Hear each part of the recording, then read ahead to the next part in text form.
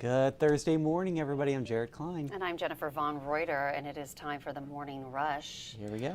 All right, so can you imagine going to the ATM and being able to withdraw more money than you actually have in your bank account? That would be a dream. That would be a dream come true, wouldn't it? Well, this happened in Ireland because of an IT glitch that allowed customers to remove more money than they had in their bank accounts. And of course, this is video of people lining up at the ATMs trying to take as much cash out as they possibly could. Yeah.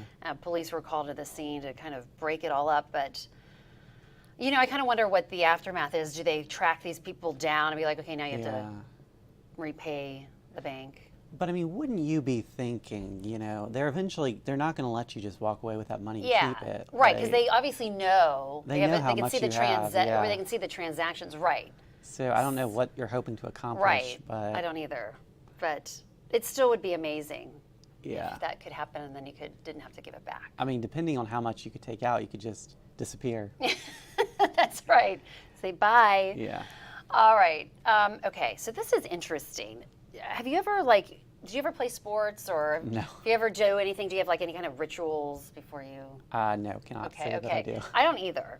So, but evidently, there are some NFL players that have some unique pre-game rituals. So Josh Allen, this is kind of disgusting.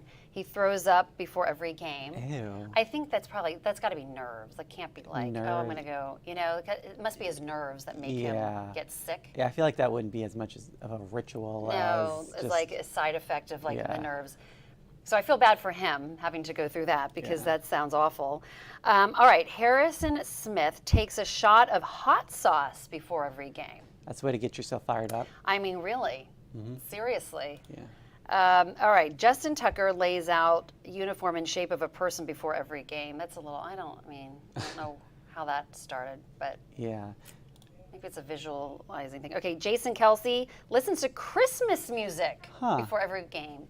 That's interesting. That is, yeah. Christmas music. I wonder which songs. Which songs are his favorites? Yeah, I wonder if he has a few that he goes to. The go-to Christmas songs. Yeah. All right, George Kittle reads I love this. Reads a new letter from his dad every week before each game. That's like nice. His dad obviously writes him a letter before every game, and he reads it. That's just the best thing. So I like that one. But I know a lot of fans, they'll have certain things that they do. If they're watching a game, they think it helps the game. Right, or they don't change their socks. They don't change their socks. If they're on or a winning streak or something, which is kind of gross. But yeah, you're right. Fans do have rituals. They do, yeah. So I guess everyone has rituals, superstitions. Yeah. Helps with the stress, I guess, in the game, watching it or playing it.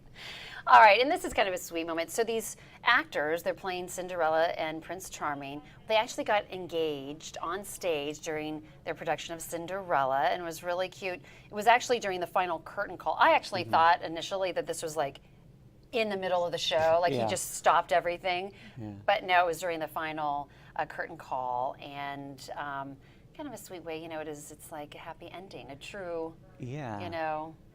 ending. That's a very creative way to go about it. Yeah, so he just, I guess, addressed the audience, and they'd been dating for 2 years, and she did say yes. So thankfully, I think that would have been bad it's always if he hadn't. the nerve-wracking part. Yeah. Are they going to say yes? Yeah, right. So all right. There you go. All right, cool. Thanks, Jennifer. Let's take a look at the top stories over on NBC29.com this morning. Coming in at number 1, a woman injured in a drive-by shooting off I-64. At number 2, 22 volunteer firefighters resign at once in Augusta County. Then at number 3, Charlottesville police going viral playing street basketball with kids. We've actually got that story coming up here in the Morning Rush in just a second. But first this morning, after 4 years of planning, Charlottesville Fire expects to begin work on a new station in 2024.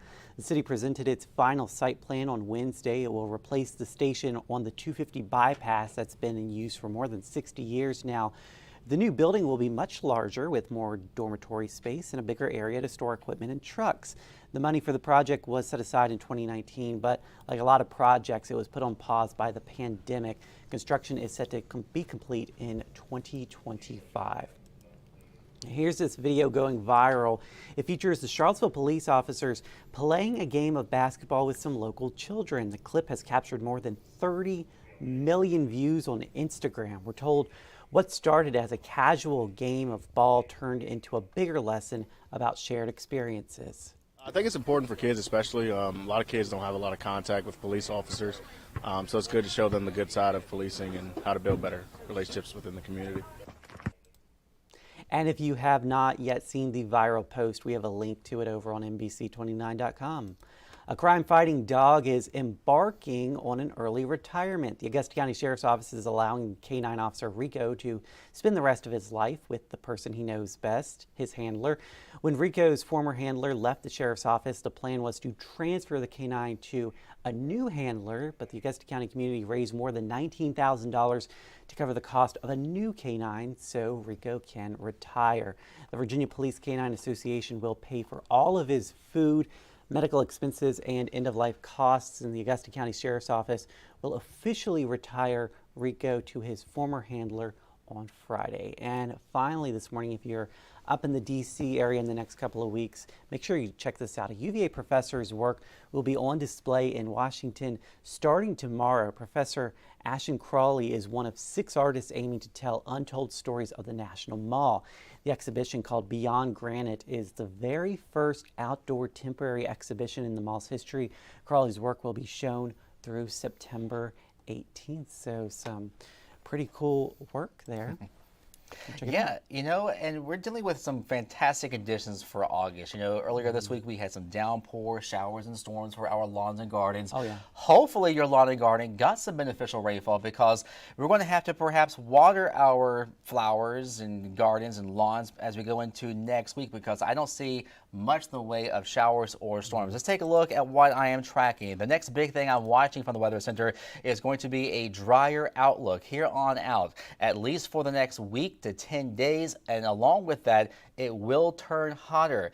The next couple days will be pleasant with temperatures in the 80s and the 70s. Overnight lows, it will be as cool as the 50s this weekend, but then thereafter it is going to turn downright hot, back in the 90s for highs, and it will turn humid. But you'll notice on that 7-day planner, there's really no chance of rain for at least the next 7 to 10 days.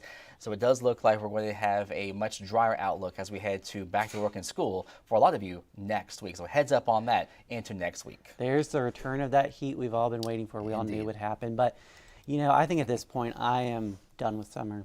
Yeah, you know, summer is my least favorite season, and August is kind of like my least favorite month because of the excess heat and the humidity. But there are signs of that we are getting closer to fall, and that is shorter days. Have you noticed the sunrise, sunset, a little bit later, a little bit earlier? We are losing about an hour's worth of daylight during the month of August. Yeah, before you know it, it'll be dark at 4 p.m., 5 p.m. Yeah, that's on towards November, but we got plenty of time for that, Got right? plenty of time. Enjoy the sunshine while you can. All right, thank you, Josh. Thank you guys for joining us this morning. We'll see you again on NBC29 News at noon, and of course, we're always live on NBC29.com.